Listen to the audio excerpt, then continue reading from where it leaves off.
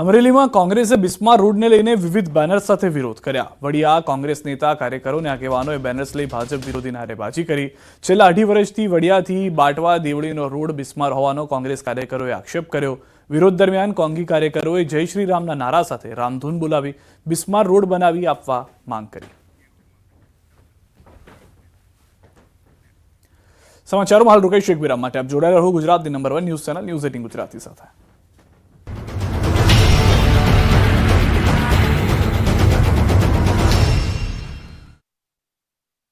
મોથોર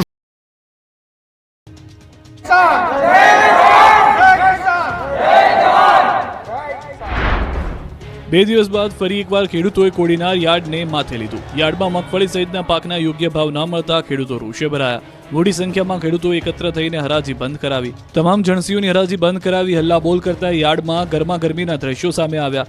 યાર્ડના વેપારીઓ, સત્તાધીશો અને ખેડૂતો સાથે મળી ચકમક થઈ ગઈ હતી। પોષણક્ષમ ભાવ ન મળતા ખેડૂતોએ ઉગ્ર રજૂઆત કરી। રોષે ભરાઈને હરાજી બંધ કરાવી રોષ ઠાલવ્યો, જેથી યાર્ડમાં વહેલી સવારથી પોતાની જણસીઓ લઈને આવેલા ખેડૂતોને ધરમનો ધક્કો થયો। શનિવારે પણ કોડીનાર યાર્ડમાં ખેડૂતોએ ખરીદીને લઈને ટકટક કરી હતી। મગફળીની ખરીદીમાં ટેકાના ભાવે ખરીદી કરવાની માંગ સાથે હોબાળો કર્યો। હાલ 1000 થી 1215 રૂપિયા સુધી મગફળીના ભાવ યાર્ડમાં મળે છે। ખેડૂતો દ્વારા સરકારના ટેકાના ભાવ મુજબ રૂપિયા 1356 મુજબ હરાજી કરવા માંગ છે।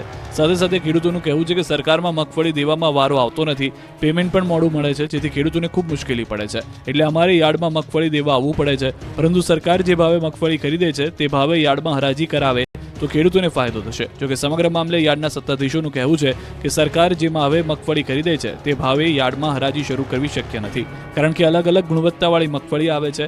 નબળી ગુણવત્તાવાળી મગફળીના પણ ઊંચા ભાવ દેવા એ વેપારીને પોસાય તેમ નથી। ગીર પંથકના ઇકો સેન્સિટિવ ઝોનનો વિરોધ દિવસે ને દિવસે ઉગ્ર બની રહ્યો છે। ત્યારે સોમવારના 196 ગામના લોકોએ ગીરના વડા મથક સાસણને ઘેરીને હલ્લાબોલ કર્યો। જૂનાગઢ, ગીર સોમનાથ અને અમરેલી જિલ્લાના 196 ગામડાઓના ખેડૂતો દ્વારા ઇકો ઝોનને કાળા કાયદા ગણાવી વિરોધ કરવામાં આવ્યો। કોંગ્રેસ, આમ આદમી પાર્ટી અને ખેડૂતો દ્વારા બહોળી સંખ્યામાં સાસણના ભાલછેલ ખાતે ઉપસ્થિત રહ્યા હતા। ખેડૂતોએ આ કાળા કાયદાના વિરોધમાં વિશાળ ટ્રેક્ટર અને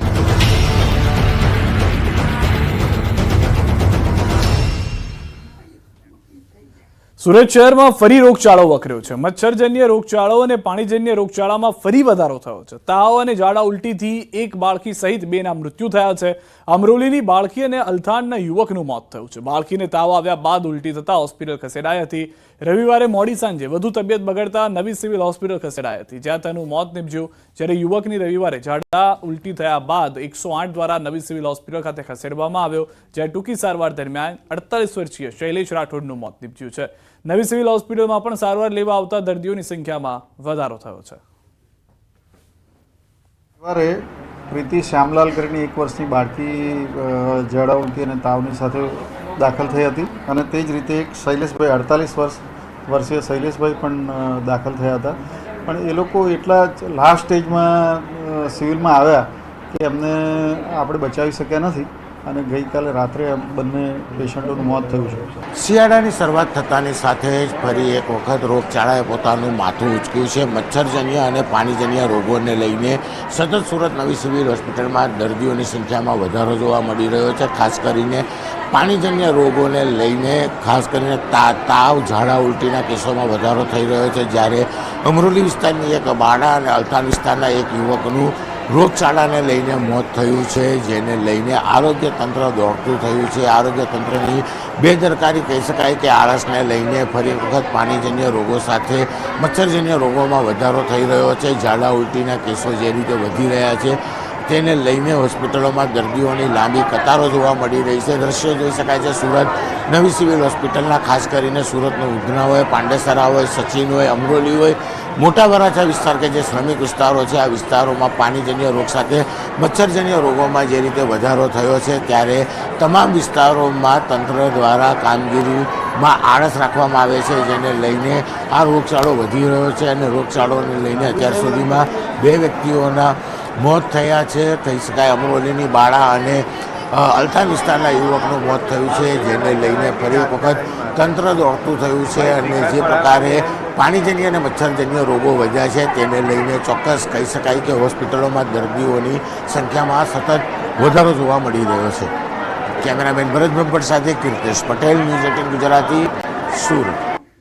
નવસારીથી સમાચાર પાણીપુરી વિક્રેતાઓને ત્યાં તપાસ ફૂડ એન્ડ ડ્રગ્સ અને આરોગ્ય ટીમનું સંયુક્ત ઓપરેશન વિજલપોરમાં પાણીપુરીની લારીઓ પર ચેકિંગ થયું છે લારી ધારકોના ઘરે પણ કરાઈ છે તપાસ પાણીપુરી બનાવવામાં વપરાતા તેલ અને અન્ય ચીજવસ્તુઓનું ચેકિંગ નવસારી જિલ્લા કલેક્ટરના આદેશ અનુસાર આગામી 3 દિવસ સુધી ચેકિંગ કરાશે ગુણવત્તાને લઈને કચાસ જણાશે તો કાર્યવાહી કરાશે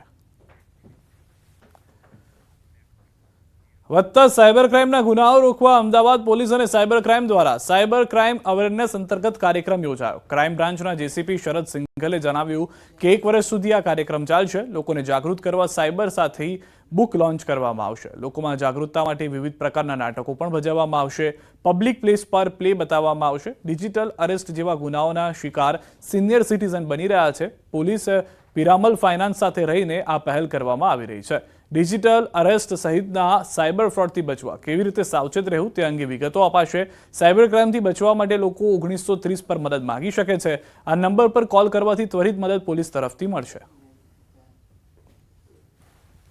स्कूल कॉलेजेस में एक साइबर साथी बुक हमने गुजराती और हिंदी इंग्लिश में बनाई है वो हम सब स्टूडेंट्स को और उनके पेरेंट्स तक पहुंचाएंगे साइबर क्राइम एक सबसे फास्टेस्ट ग्रोइंग क्राइम अगर हम कह सकते हैं અમદાવાદ શહેરમાં વાયુ પ્રદૂષણ વધી રહ્યું છે વટવા જીઆઈડીસીમાં મોટા પ્રમાણમાં કેમિકલ તથા અન્ય ઇન્ડસ્ટ્રીઝ ધમધમી રહી છે તેમ છતાં વટવા જીઆઈડીસીનો ચોંકાવનારો એક્યુઆઈ સામે આવ્યો છે વટવા જીઆઈડીસીનો છેલ્લા 5 થી 6 મહિનાથી એવરેજ 99 એક્યુઆઈ સામે આવ્યો તેની પાછળનું મુખ્ય કારણ છે વૃક્ષારોપણ વર્ષ 2015 થી વટવા સહિત આસપાસના વિસ્તારોમાં પ્રદૂષણનું પ્રમાણ ઘટાડવા માટેનું આયોજન કરાયું છે છેલ્લા 9 વર્ષમાં વિવિધ જગ્યાઓ પર 2 લાખ રોપા મિયાવાકી જાપાનીઝ પદ્ધતિથી પ્લાન્ટેશન કરાયા દર વર્ષે એસોસિએશન દ્વારા ખાલી પડેલી જગ્યાઓ અને જીઆઈડીસીએ ફાળવેલા પ્લોટમાં સુવર્ણવન નામ હેઠળ 12 વિવિધ જગ્યાઓ પર રોપાવા આવ્યા છે વર્ષ 2021માં વટવા બને વૃંદાવન થીમ હેઠળ એસોસિએશન અન્ય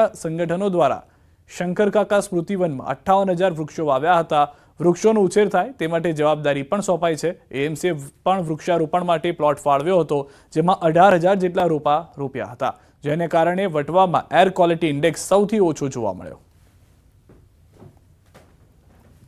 વટવામાં અમે જે 2 લાખ વૃક્ષોનું પ્લાન્ટેશન અને મોનિટરિંગ કરીએ છીએ તેના કારણે વાયુ પ્રદૂષણ ઓછું થઈ રહ્યું છે 5-6 મહિના હવે એવા થઈ ગયા છે કે જ્યાં એક્યુઆઈ વટવાનો 100થી પણ નીચે આવે છે લગભગ 50% જેટલું પ્રદૂષણ તો વાહનો અને ધૂળ રજકણના લીધે હોતું હોય છે વાહનોના ધુમાડા અને ધૂળ રજકણના લીધે પણ ઇન્ડસ્ટ્રીનો શેર ખાલી 28% છે 10 જેટલા સુવર્ણવન તૈયાર થઈ ગયા છે જેમાં ટોટલ આપણે 1 લાખ સ્ક્વેર મીટરમાં 2,12,000થી વધારે વૃક્ષો વાવી ચૂક્યા છે જેમની ઊંચાઈ લગભગ 7 થી 8 ફૂટ પહોંચી ચૂકી છે અને એના કારણે વટવાની અંદર જે બી પ્રદૂષણ કે એનો જે ભય રહે છે એને ડામવા માટે એક વાતાવરણ અને પર્યાવરણને હેલ્પ થાય અને હવાનું સ્તર એકદમ ચોખ્ખું રહે અને આપણો જે એક્યુઆઈ છે એ નીચો રહે એના માટેનો આ એક અથાગ પ્રયત્ન છે રાજકોટ મહાનગરપાલિકાની સંગીત